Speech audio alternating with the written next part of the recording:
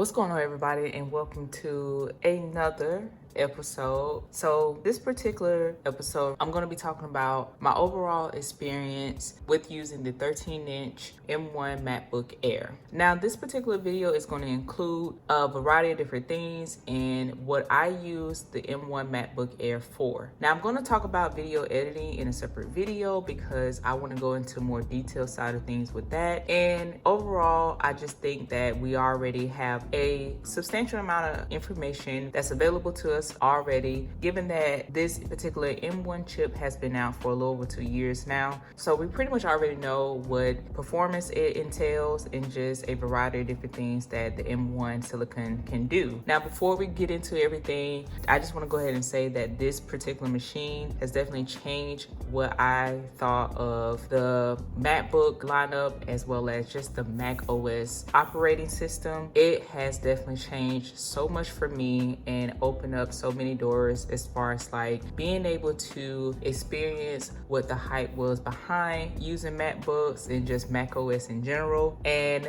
just the creativity side of things and what Apple just a beast at doing. Like, I'm just going to give them that credit. And now with the M1 chip on the market, still available for you to purchase if you're interested in checking out the Air model or the Pro model, you can get the type of performance that is very, in my opinion, still is quite a bit to consider it for a basic model unit. I'm just going to talk about the basic things that I use my MacBook Air for, and generally what I think it is still good for majority of people out there that are not really into a lot of heavy usage of graphics and performance. So yeah, let's go ahead and jump right into it. So the first thing I want to talk about is the design. So as you can see here, we still have a sleek design, and like I mentioned in my unboxing video, I do like the design right here. I do cover this in my video editing video as well, so I just want to emphasize how well and how beautifully designed this laptop is. This particular Air version is probably the best Air version I've seen. I think it adds a little bit more to the experience, and I've enjoyed it so much. Now, given the limited ports that we have, that is something I definitely consider to being more of an entry-level user experience. If you're looking into having something,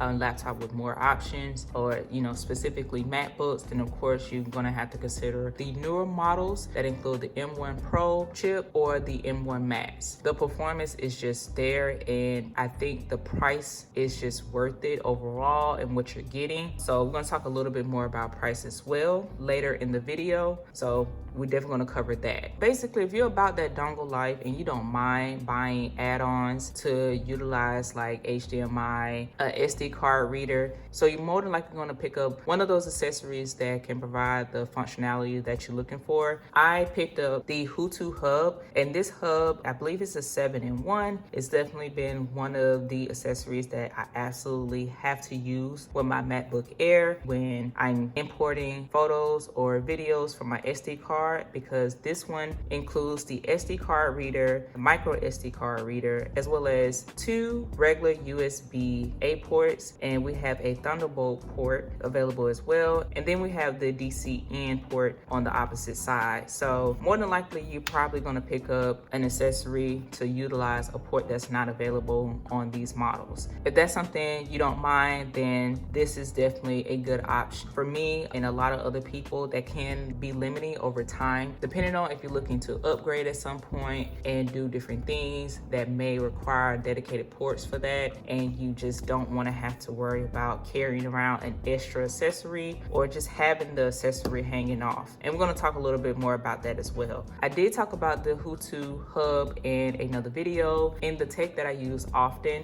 so if you're interested in that video and want to see what MacBook accessories I used, I'll link those videos in the description for you. But yeah, getting back to this MacBook right here, yeah, that's going to be the deal with with the ports. But overall, the quality is still great, very nice, very premium, and it just makes you feel like you want to be creative. It makes you feel like you are doing something that is investing into your projects that you're working on. It just makes you feel like you definitely want to be, very creative and push yourself in that creative space, because it just gives you that premium feel. At least it does for me, and that's one of the feelings I enjoyed. Like, I felt like I was giving my videos a boost in quality and more attention to detail when I'm editing on this MacBook right here. So it just opened up a different range of things for me that we're also going to talk about. On the bottom right here, we have 4 rubber feet. Something also to note is that this gets very dirty, but I just want to go ahead and mention to you that I already have a little dirt on this side right here. Don't want to gross you guys out, but yeah, the feet are very nice. It definitely stays in its place as I'm using it. I'm using it on the desk, table, whatever the case may be. I do like the fact that it has some weight to it as well to keep it in place.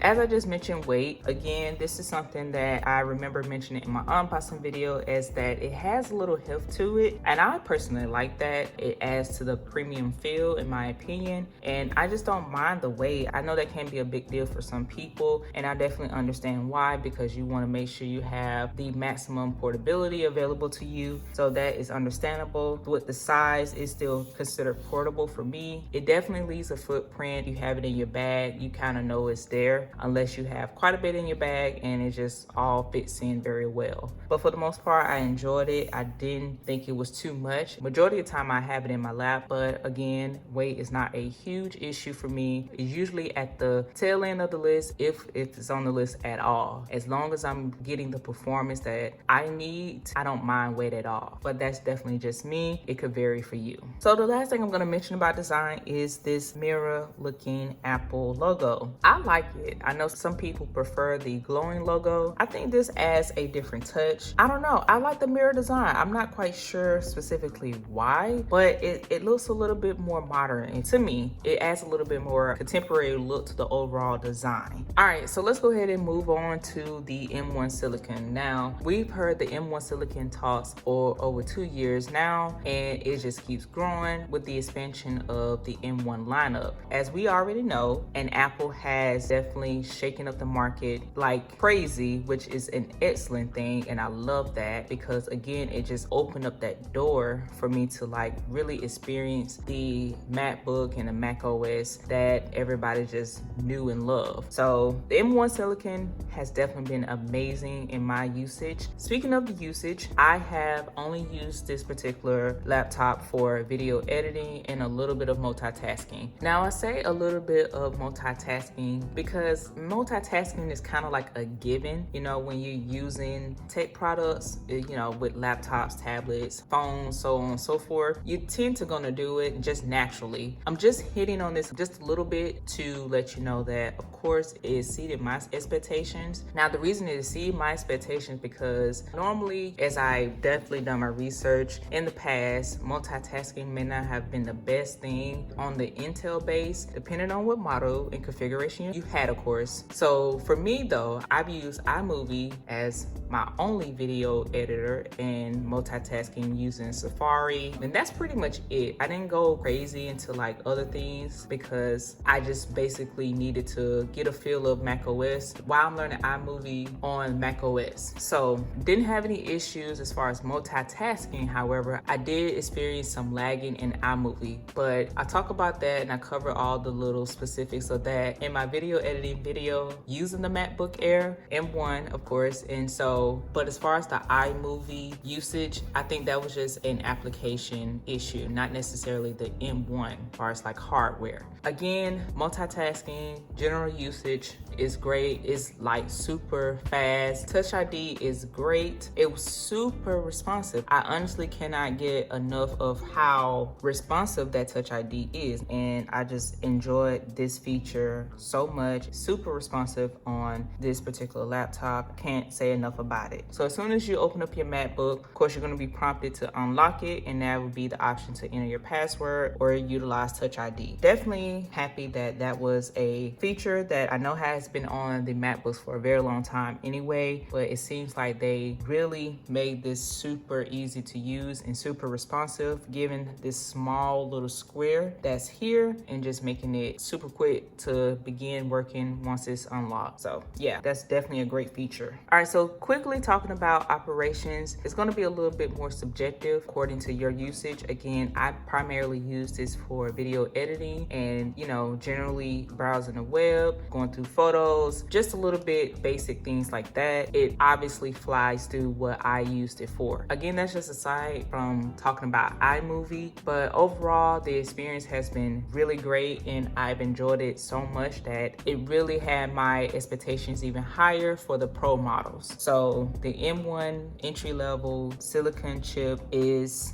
really great. It's really powerful, to be honest, for the price that you're getting all this performance at. All right, so we're gonna talk about my likes and dislikes. Now, quickly going over my likes and dislikes, the first like I want to talk about is the overall experience. I cannot say enough how much I really enjoyed Mac OS. I used to be a primary Windows user. Like, Windows was just my go-to preferred of operating system. Previously, Mac OS wasn't user-friendly to me, but given the performance of M1, it has allowed for Mac OS to just perform better. I hope that makes sense. I feel like that has led to better experiences, including mine. The second like I have is portability. Now, portability is not super high on my list of priorities, so portability is great. I will consider that a like because I can use this laptop on my lap and I can actually work solely just like that, which I do a lot. And another like I do have is how easy it is to clean. Now, it's going to be a dislike with that because this gets pretty dirty. Like, I'm not sure how many Apple devices just naturally get dirty for me, and it's very annoying. I know my iPhone gets dirty and it's in a case 99% of the time, but it still somehow gets dirty. It's really weird, but this particular here is easy to wipe down. The surface is nice and smooth. Yeah, that's just pretty much it. So it's easy to clean, but it's just as easy to get dirty. The next thing I will say I do like is that this design particularly has a way of providing a little bit more of a better user experience. And what I mean by that is the ease to open the top of the laptop. So that would be the screen. It's super easy. Of course, you can do it with one hand, one finger if you want to, but it's really nice. And the form factor of it is just, it's almost like Apple tried their best to make this such a minimum laptop without removing things that just would completely impair the functionality. So that's just pretty much the things that I've came to enjoy in using this MacBook for just about a year now. Going into the dislikes. The dislikes are a little bit more, I would say, probably a little bit more nitpicky. And again, it is subjective. But for me personally, I cannot stand how dirty it is. Now, I just talked about that with liking how easy it is to clean, but I said it gets very dirty very quickly. I think after 1 or 2 usage, it was showing the oils from my fingers. You can see the keyboard imprints on the screen. It's just the simplest lint that floats around gets on this laptop is so weird. It's like it's a lint magnet, but just sitting out, it gets really dirty in just my general usage. Now, granted, I did use this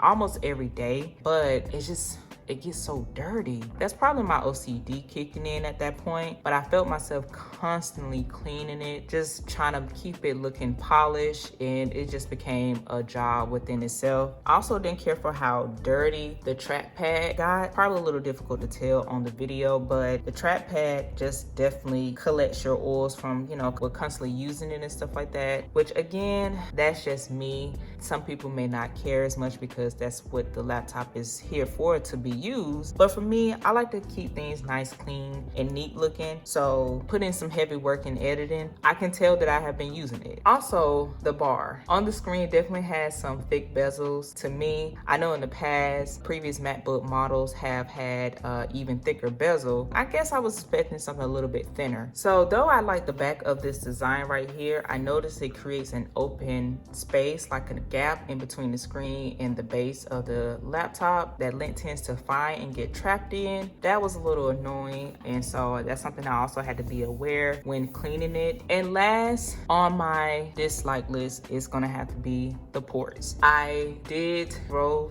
to get kind of annoyed with being limited to 2 USB ports. I didn't use the headphone jack at all because I use wireless earbuds. Only having 2 USB-C ports, it was really annoying. Again, like I mentioned earlier in the video, using a hub or using a dongle, you see how long this cord is. It's gonna dangle unless you have it on a flat surface as well. For me, I didn't want a hub that utilized both ports. Now I know there are hubs out there that allow for you to charge your laptop and utilize a port that you need from the hub, but from my understanding, and you guys definitely let me know, it slows down the charging. So I personally like to charge directly from the power source into the device. It allows for you to utilize and maximize the charging capability. Just to give you an idea of how that can over time kind of like may get annoying for you, it definitely did for me, because sometimes I was just not feeling using this hub at all. It's not a major deal breaker to me because it's such a great laptop at a great price, and any accessories that you get is still going to be on the budget end and not break the bank, in my opinion. All right, so let's recap with my experience. So overall, I really had an excellent experience. I'm going to say excellent because, again, coming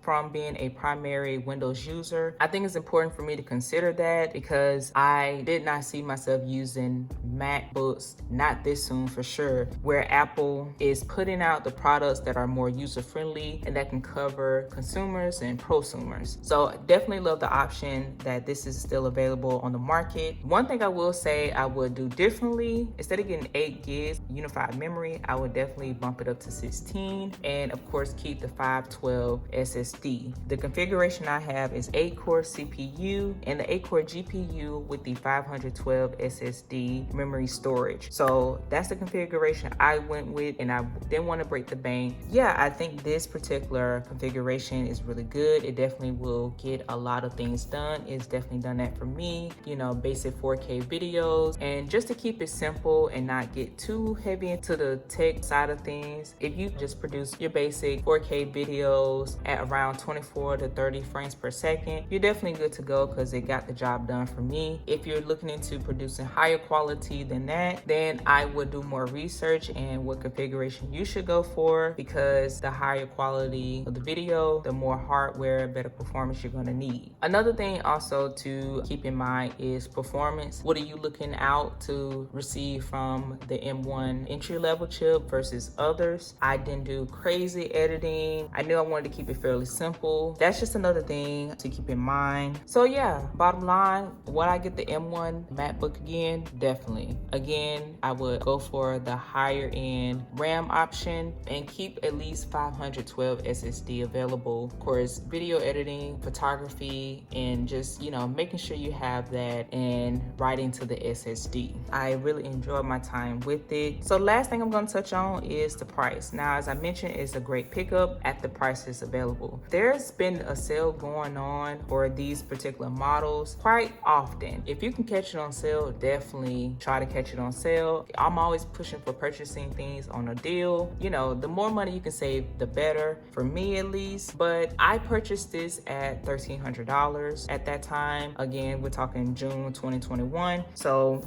I think it was worth the purchase. Even if you spend around $1,000, I still think that's a really good deal for the amount of performance you get. Hope this video is very, very helpful. Just cover a little bit more details, but you guys already know the drill. Hopefully you consider subscribing and giving the video a thumbs up. Really hope this video is very helpful, because I've been back and forth on making, more videos regarding my usage with the MacBook Air here. There's just so much information out there that's available to you guys, but I always do enjoy sharing my experience. And if my video still helps somebody, that's great to know for me. So yeah, if you also have been using the MacBook, let me know. How has your experience been? Let's talk about it in the comments. If you have a question, I would do my best to answer that question as well. I definitely think the M1 is still a great pickup. But with all that being said, I hope to see you guys in my next video. Peace.